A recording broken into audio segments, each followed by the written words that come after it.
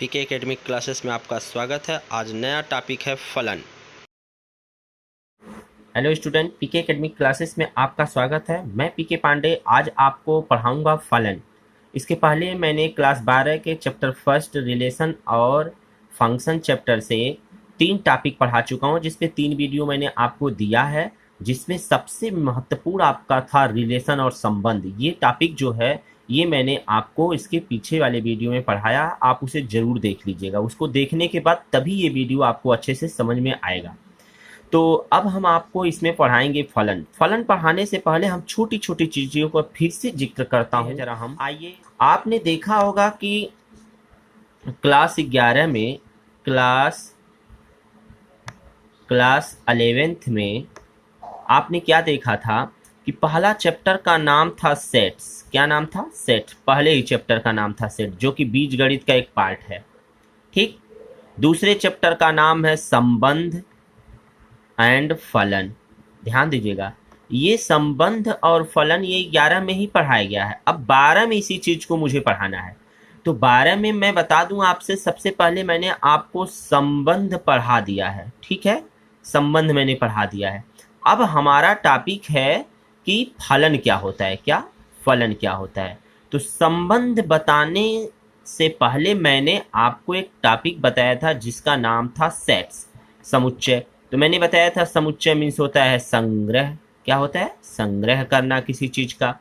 तो मान लीजिए समुच्चय को बताया था मैंने कैपिटल लेटर से लिखा जाता है। किसी भी capital letter ABCD capital letter से लिखा जाता है। इसको निरूपित कैसे किया जाता है? कर्ली ब्रैकेट के अंदर, इसके अंदर 1 2 3 इस तरीके से जो ये लिखे रहते हैं ये अवयव कहलाते हैं। क्या कहलाते हैं? अवयव कहलाते हैं। इन अवयव को हम सिंबल, इससे यानी यह इसका सिंबल है अवयव का। किसका सिंबल है? अवयव का सिंबल है। इसी प्रकार से आप देख सकते हैं ये समुच्चय है। अगर इस समुच्चय का कोई दूसरा समुच्चय, जैसे मान लीजिए बी क्या है? बी इज इक्वल टू आपके पास 1 और 2 है। तो आप देख रहे हैं 1 और 2 है, ये इसमें आ रहा है। किसमें? ए में। देखिए आ रहा है। तो इसका मतलब कह सकते हैं कि बी जो है वह किसमें है? ए में आ रहा है। तो इसका मतलब बी के अंदर जो अवयव हैं वो ए से जरूर छोटे होंगे, यानी छोटे होंगे। तो इसी छोटे वाले सिंबल को इस तरीके से यदि हम लिख दें ऐसे ऐसे, तो इसे हम कहते हैं उपसमुच्चय। क्या कहते हैं? उपसमुच्चय। ये देखिए, अगर इसी उपसमुच्चय को बी उपसमुच्चय के नीचे से बराबर का चिन्ह लगा देंगे तो इसे हम कहेंगे उचित उपसमुच्चय। ये सारी चीजें आप पढ़ चुके हैं। इसको आपने देखा था फारेब्री बोलते हैं। फारेब्री मतलब प्रत्येक के लिए। ठीक, इस तरीके से बहुत सारी चीजों को आपने यहाँ पढ़ा हुआ है।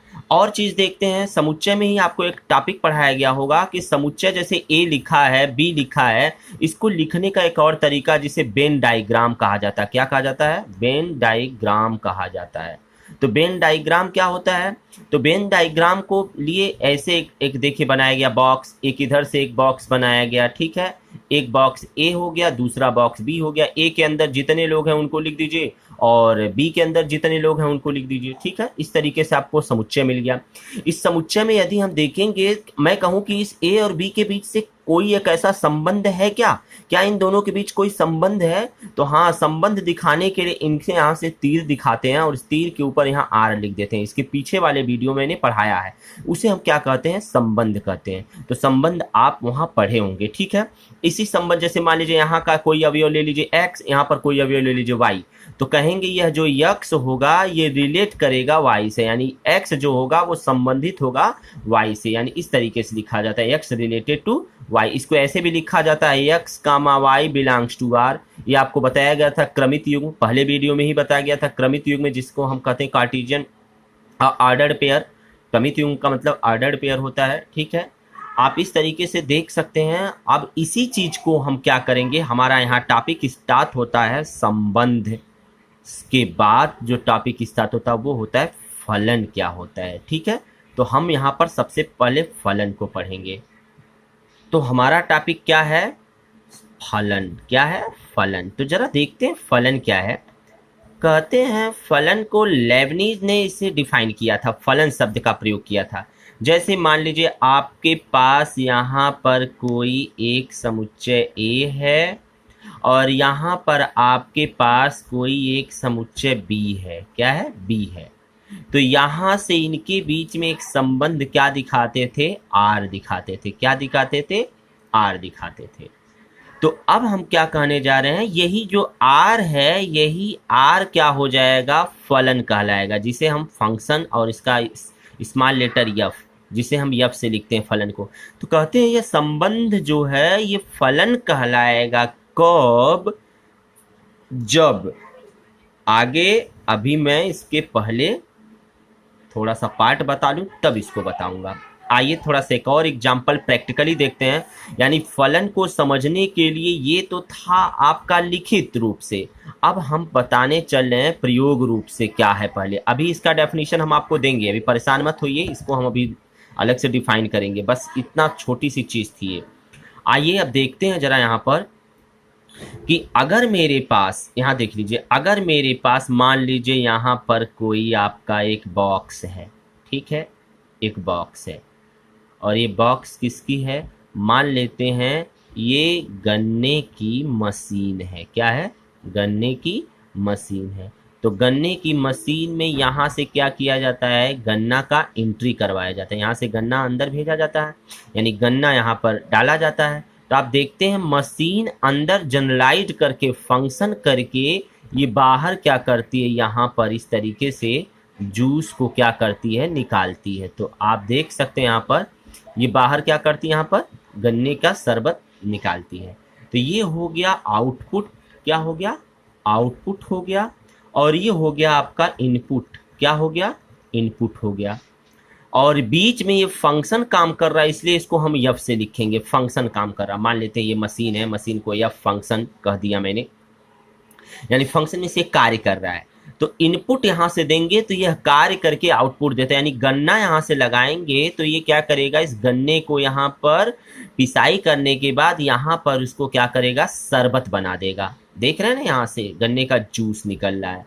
अगर मतलब इनपुट के जगह मान लेते हैं कोई एक हम वैल्यूएबल, मतलब कोई एक गन्ना है, उस गन्ने को मैंने एक्स से लिखा, और यहाँ पर जो गन्ना मतलब जो शरबत निकल रहा है उस शरबत को हमने वाई से लिख दिया, ठीक है।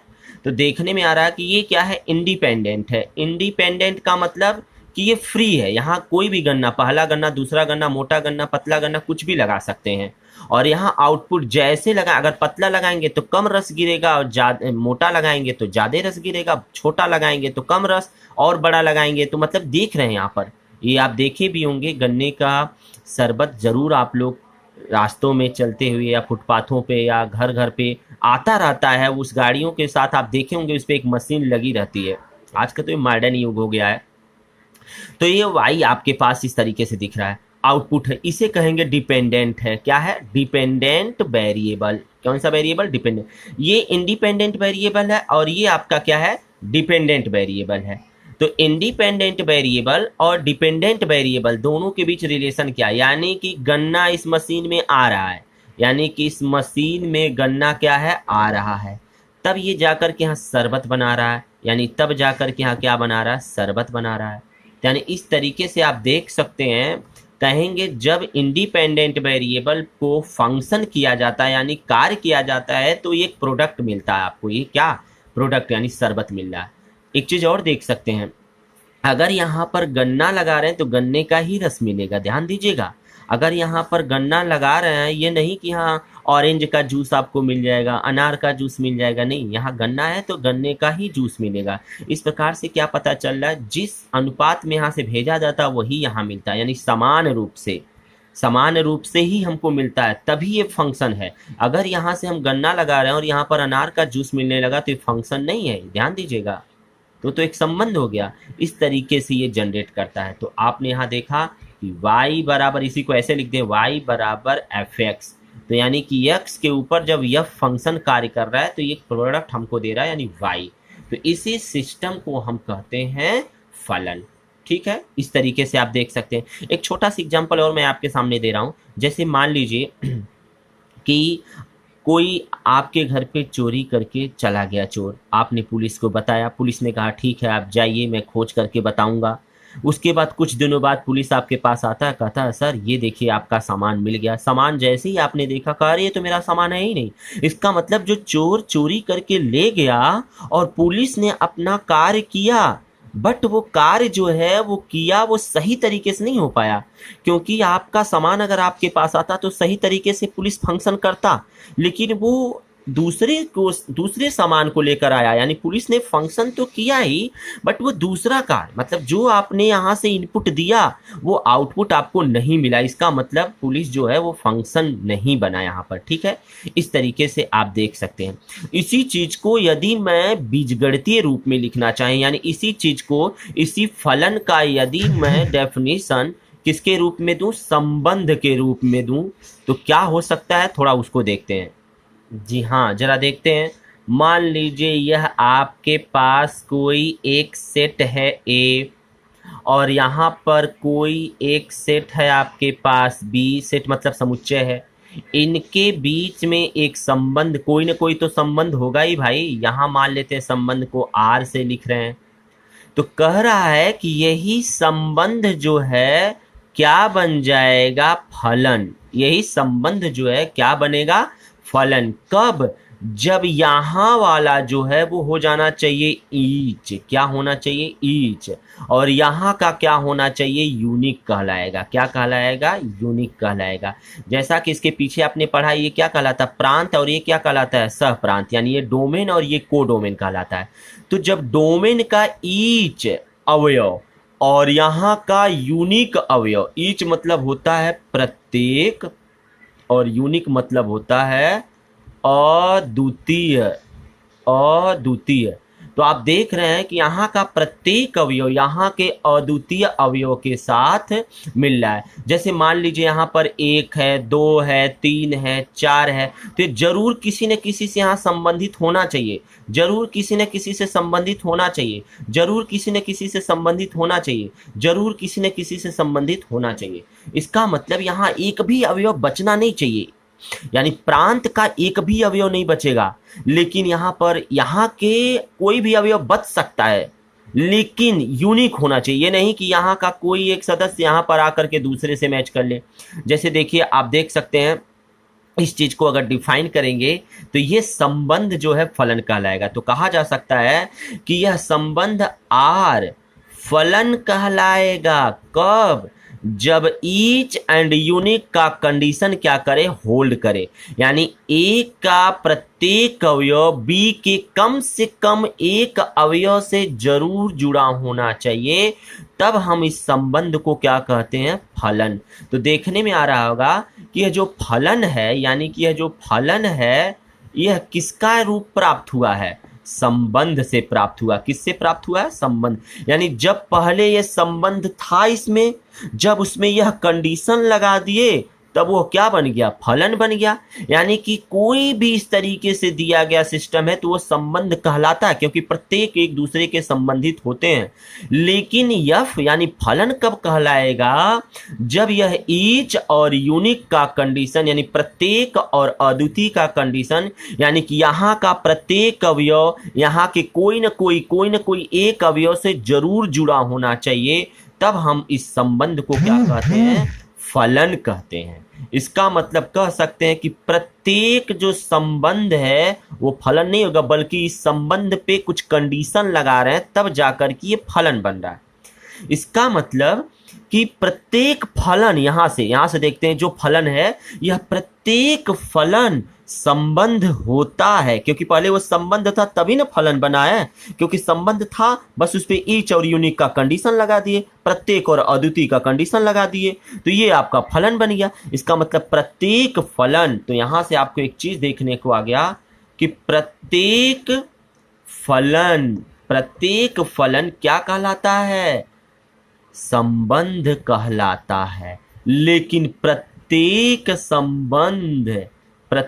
संबंध फलन नहीं कहलाता है, फलन नहीं कहलाता है। क्यों, क्योंकि फलन होने के लिए ईच एंड यूनिक होना चाहिए।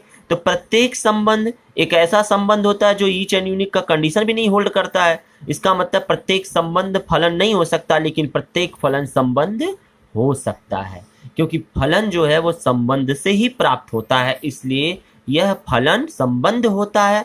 लेकिन क्योंकि संबंध जो है वो फलन का जरूरी नहीं है कि फलन हो, इसलिए प्रत्येक संबंध जो है फलन नहीं होता। अब इसी चीज को, ये तो मैंने आपको समझाया, इसी चीज को मैं लिखित प्रमाण आपके सामने दे रहा हूं और मैं एक बार रेगुलर वे में पढ़ता चलूंगा, आप उसे ध्यान से देखेंगे, 100% मैं कह रहा हूं आप एकदम बेसिक से सीख जाएंगे। जी हाँ, आपके सामने आ गया फलन और फंक्शन। इंट्रोडक्शन सबसे पहले देते हैं। कहते हैं फलन शब्द को सर्वप्रथम लेबनीज LEIBNIZ द्वारा प्रतिपादित किया था। लेबनीज एक वैज्ञानिक थे, एक साइंटिस्ट थे, एक आपके मैथमेटिशियन थे, एक गणितज्ञ थे। इन्होंने क्या किया था, फलन शब्द का प्रतिपादन किया था। तो इन्होंने अपने शब्दों में क्या कहा था, किसी एक समुच्चय के प्रत्येक अवयव, यानी कोई समुच्चय है, जैसे मान लीजिए समुच्चय ए बराबर क्या दिया, 1 2 3, तो वही कह रहा है किसी एक समुच्चय के प्रत्येक अवयव, यानी यहाँ का जितना भी अवयव दिया प्रत्येक अवयव के लिए किसी दूसरे समुच्चय, मान लेता है दूसरा समुच्चय आपके पास क्या है, बी, ये मान लेते हैं ए बी सी है, ठीक है। तो किसी दूसरे समुच्चय के एक अद्वितीय अवयव, यानी यहाँ का प्रत्येक जो है यहाँ के किसी न किसी एक से बना होना चाहिए, तो पहले समुच्चय से, यानी पहले समुच्चय से दूसरे समुच्चय पर फलन कहलाता है। यानी यहाँ का ए से जो है वो बी में क्या कहलाएगा, फलन कहलाएगा। यदि क्या होना चाहिए, प्रत्येक होना चाहिए, और क्या होना चाहिए, अद्वितीय होना चाहिए। प्रत्येक का मतलब ईच और अद्वितीय का मतलब यूनिक होता है, ठीक है। इसको उन्होंने अपने डेफिनेशन के रूप में दिया था। अब फलन का डेफिनेशन यानी परिभाषा यदि हम पढ़ेंगे तो फलन का परिभाषा पढ़ सकते हैं। यदि किसी समुच्चय ए के प्रत्येक अवयव को किसी संबंध यफ द्वारा समुच्चय बी के एक निश्चित और अद्वितीय अवयव से संबंधित कर दिया जाए तो इस संबंध को फलन कहते हैं।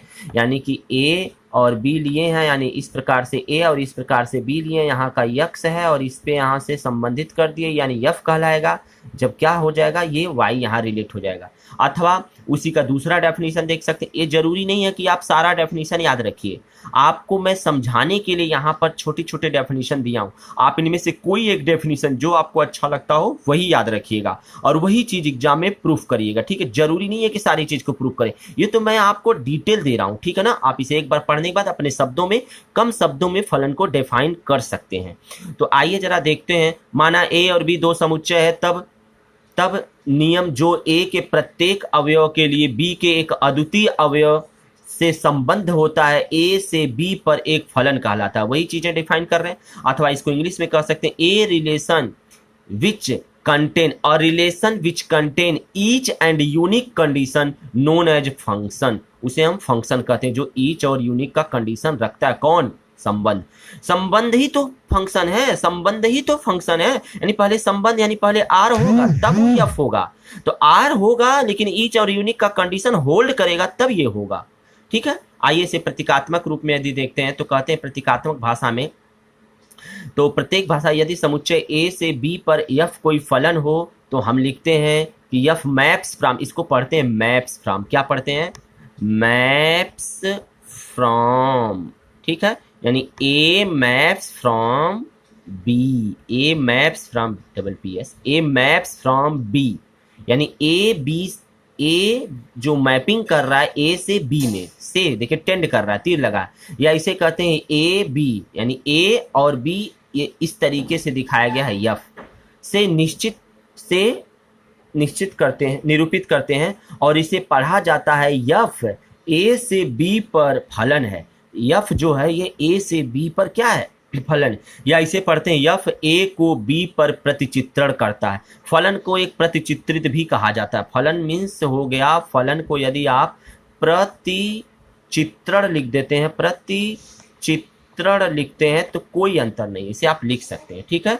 और अंकाकृत, इसे हम यदि देखें, अंगाकृत चित्र में देखें, अंगाकृत मतलब उसको चित्र बना करके, तो ये देखें एक समुच्चय ए है, एक समुच्चय बी है, यहाँ पर एक अवयव यक्स है, यहाँ पर एक अवयव वाई है, तो यक्स वाई से रिलेट है, तो यह एक तो क्या कहलाएगा, फलन कहलाएगा, ठीक है। आइए जरा इसी को आगे देखते हैं। जी हाँ, तो देख सकते हैं यहाँ पर ए दिया, यहाँ पर बी दिया, यहाँ पर एक अवयव यक्स है, यहाँ पर एक अवयव वाई है, तो यहाँ से ये क्या है, फलन कहला गया। यानी सबसे पहले ये आर था और ये आर फलन कब कहलाया, जब ईच और यूनिक हो गया, तुरंत ये आर किस में बदल गया, यफ में बदल गया, ठीक है। आप देखते थे आर को लिखने का तरीका क्या था, यक्स रिलेटेड टू वाई लिखते थे, लेकिन यहाँ क्या लिखेंगे, F of X is equal to Y. ये देखिए फलन लिखने का तरीका, और ये देखिए संबंध लिखने का तरीका। ठीक है, आइए देखते हैं आगे। यदि फलन एफ के अंतर्गत ए के अवयव यक्स के संगत इस ए के अवयव के संगत बी का अवयव क्या है, वाई हो, तो इसे y ऑफ x लिखते हैं, y बराबर एफ एक्स लिख से प्रदर्शित करते हैं। पीछे बता चुके हैं आपको। यहाँ x का, यहाँ क्या पढ़ते हैं, x का यफ प्रतिबिंब इसके सामने लग गया, इसका मतलब x का, ब्रैकेट लगने का मतलब का, यफ प्रतिबिंब, तो x का यफ प्रतिबिंब क्या है, y है, अथवा यफ के अंतर्गत y का पूर्व प्रतिबिंब कहते हैं। यानी कि अगर हम x को क्या कहते हैं, यफ को क्या कहते हैं x का क्या है, यफ प्रतिबिंब क्या है, y है, तो y का पूर्व प्रतिबिंब क्या है, x है। ठीक है ना, इधर से उल्टा भी बोलते हैं। नोट जरा देखते हैं, नोट बहुत इंपॉर्टेंट आपके सामने रखता है। नोट क्या है, प्रत्येक फलन एक संबंध होता है, परंतु प्रत्येक संबंध एक फलन नहीं होता है, जैसा मैंने आपको दिखाया है। यदि समुच्चय a से b में एक फलन f है, तो यानी कि अगर इस a से b में, यानी a से b में एक संबंध f है, तो इस पे क्या क्या कंडीशन होने चाहिए। पहला कंडीशन, समुच्चय ए के प्रत्येक अवयव का समुच्चय बी में एफ प्रतिबिंब अवश्य होना चाहिए, परंतु बी के प्रत्येक अवयव का पूर्व प्रतिबिंब ए में होना आवश्यक है। यानी यहाँ का प्रत्येक अवयव यहाँ से संबंधित हो। जैसे देखिए 1 और 2 यहाँ किससे, 1 से और 4 से, तो ये देखिए 9 बच गया है, तो इससे कोई जरूरी नहीं है कि यहाँ से होना चाहिए। यानी यहाँ का जितना भी है सब यहाँ से संबंधित हो, लेकिन यहाँ का इससे संबंधित नहीं। वही कह रहा है, ए के प्रत्येक अवयव का समुच्चय बी में यफ प्रतिबिंब अवश्य होगा, यानी यहाँ प्रतिबिंब अवश्य होगा, परंतु बी के प्रत्येक अवयव, यानी जरूर कोई ना कोई बच जाएगा। देखिए जैसे 9 बच गया है, कि पूर्व प्रतिबिंब ए में होना आवश्यक नहीं है। दूसरा देखते हैं, समुच्चय ए के किन्हीं 2 या 2 से अधिक अवयवों का समुच्चय बी में एक ही यफ प्रतिबिंब हो सकता है। यानी समुच्चय ए के किन्हीं 2 अवयव में से प्रत्येक अवयव समुच्चय बी के एक ही यफ प्रतिबिंब हो सकता है, परंतु बी के 2 या 2 से अधिक अवयवों का समुच्चय ए में एक ही पूर्व प्रतिबिंब नहीं हो सकता।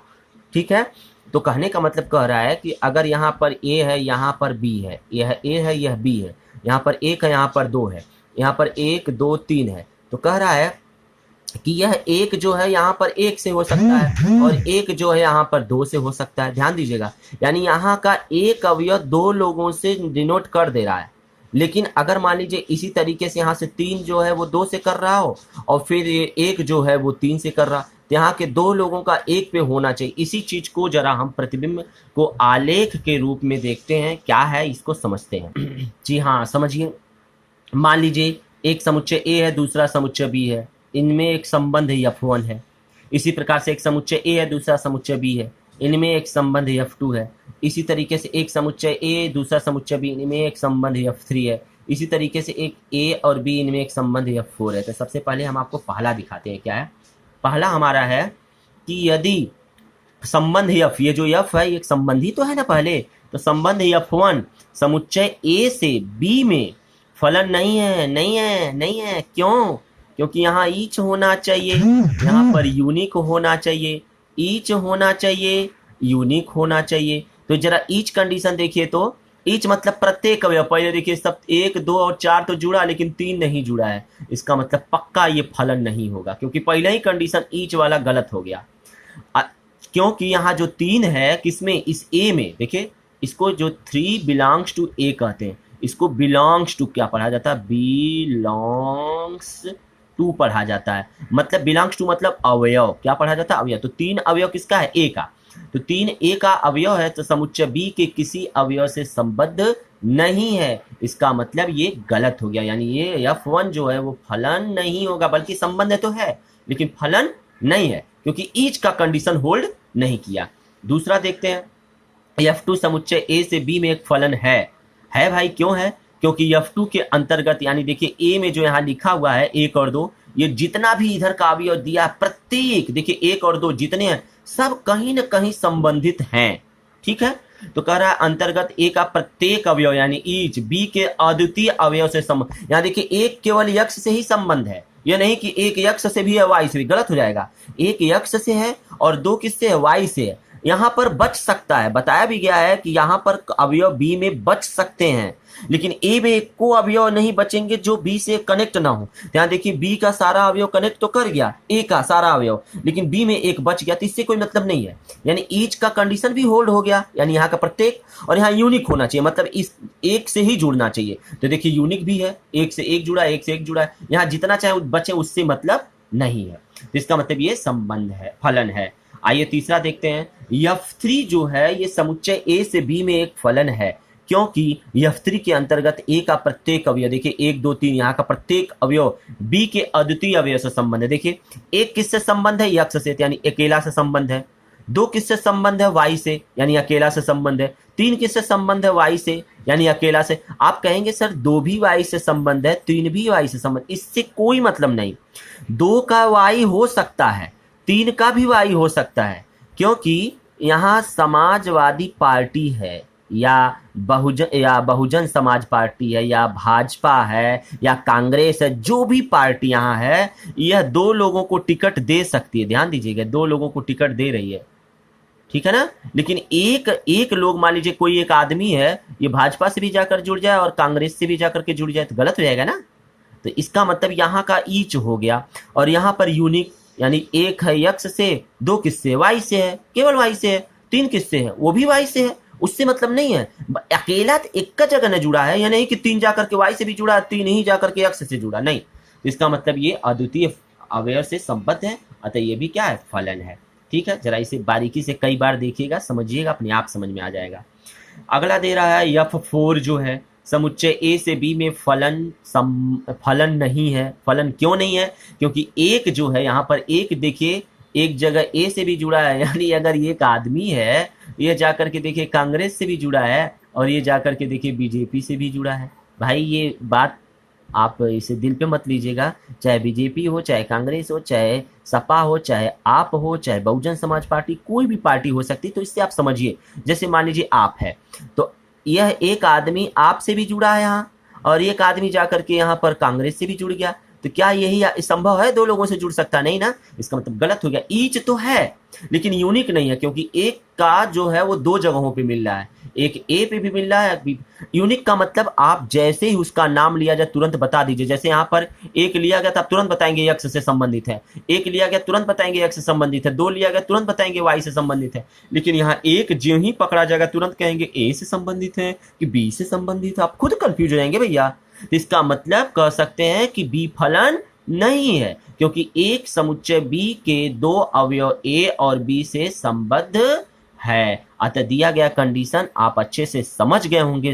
फलन के टॉपिक को बहुत ही बारीकियों से पढ़ाया गया यहाँ पर। आपको ये वीडियो अच्छा लग रहा हो तो लाइक जरूर कर दीजिएगा, और हाँ, शेयर दोस्तों में जरूर करिएगा। आगे देखते हैं। जी हाँ, फलन का प्रांत, सह प्रांत और परिसर। प्रांत क्या होता है, यानी कि डोमेन क्या होता है। सह प्रांत क्या होता है, यानी कोडोमेन क्या होता है। परिसर क्या होता है, यानी कि रेंज क्या होता है। रेंज को, परिसर को परास भी कहा जाता है। तो आइए जरा समझते हैं। समझने के लिए सबसे पहले ए सेट मैंने लिया और दूसरा सेट बी लिया। ए में मैंने 1 2 3 लिया और बी में मैंने A B C D E लिया। तो आप देख रहे हैं ए के जितने भी अवयव सब प्रांत कहलाते हैं, और इधर जो दाहिने तरफ होता है बी के जितने भी अवयव हैं सब सह प्रांत कहलाते हैं। लेकिन आप देखिए ए जो है वो देखिए ए से संबंधित है, प्रतिचित्रित है। 2 जो है वो बी से प्रतिचित्रित है। 3 जो है वो सी से प्रतिचित्रित है। यानी यहाँ का प्रत्येक अवयव यहाँ के किसी न किसी से जरूर यूनिक कंडीशन पे हैं। इसका मतलब जितने लोग यहाँ के किसी न किसी से संबंध रहते हैं उसको ही हम क्या बोलते हैं, परिसर बोलते हैं या रेंज बोलते हैं। मुझे उम्मीद है आप अच्छे से समझ गए होंगे। इसका मतलब रेंज किसका हिस्सा है, बी का हिस्सा है। यानी कह सकते हैं, यानी परिसर जो है वो किसका हिस्सा है, किसका सबसेट है, तो किसका है, बी का है। यानी किसका, सह प्रांत का। तो परिसर सबसेट आप यहाँ लिख सकते हैं, सह प्रांत लिख सकते हैं। ठीक है, तो आइए देखते हैं जरा इन्हीं चीज को परिभाषित करते हैं। माना F maps from A to B. इसे पढ़ते कैसे जरा देख लीजिए। तो F maps from A to B पढ़ा जाता है इसको। मतलब एफ ए से बी में एक संबंध फलन है तो समुच्चय ए को फलन एफ का प्रांत कहते हैं। यानी इसके प्रत्येक अवयव को क्या कहेंगे, प्रांत कहेंगे, अथवा प्रभाव क्षेत्र कहते हैं या डोमेन इंग्लिश में कहते हैं। समुच्चय बी के फलन यफ का सह प्रांत यानी सह डोमेन कहते हैं, यानी प्रत्येक अवयव के यहाँ के जितने हैं। अब क्या कर रहा है, समुच्चय बी के उन अवयवों का समुच्चय जो ए के अवयवों के प्रतिबिंब है, यानी ए के यानी 1 2 3 का प्रतिबिंब यहाँ क्या है, ए बी सी। प्रतिबिंब मतलब उसकी छाया, प्रतिछाया, ठीक है ना, तभी ना फलन बना है। तो ये जो है परिसर कहलाता है। तो वही कह रहा है प्रतिबिंब फल है फलन यफ का परास या परिसर या रेंज कहलाता है, ठीक है।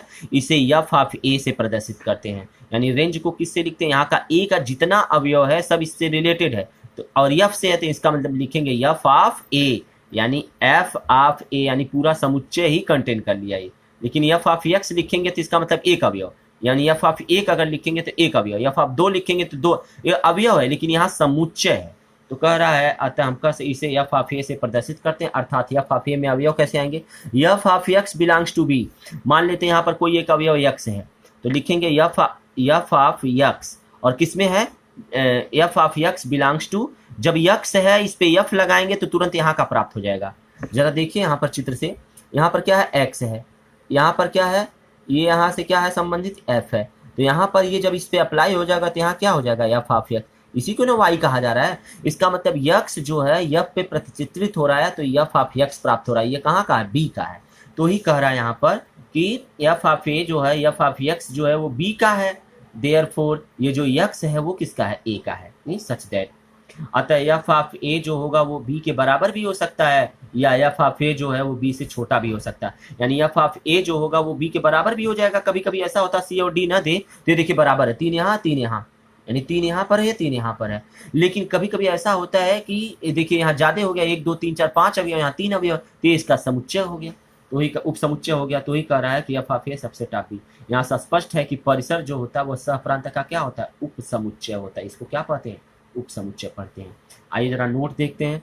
नोट में क्या लिखा है, यदि फलन जो है क्रमित युग्म के रूप में दिया गया है, क्रमित युग्म मतलब x, y के रूप में, तब सभी प्रथम अवयव, यानी तब दिया गया सभी प्रथम अवयव का समुच्चय प्रांत कहलाएगा तथा सभी द्वितीय अवयव का समुच्चय परिसर कहलाएगा। जैसे मान लीजिए x, y दिया है, ठीक है, तो x क्या है, प्रांत है, और y क्या है, परिसर है। याद रखिएगा, ऐसा पूछता भी है, ऑर्डर पेयर में देता है तो आपसे पूछता है इसका परिसर बताइए, इसका प्रांत बताइए। ये सब फर्स्ट ईयर की चीजें हैं, ठीक है, ये फर्स्ट ईयर में ही आप पढ़े होंगे।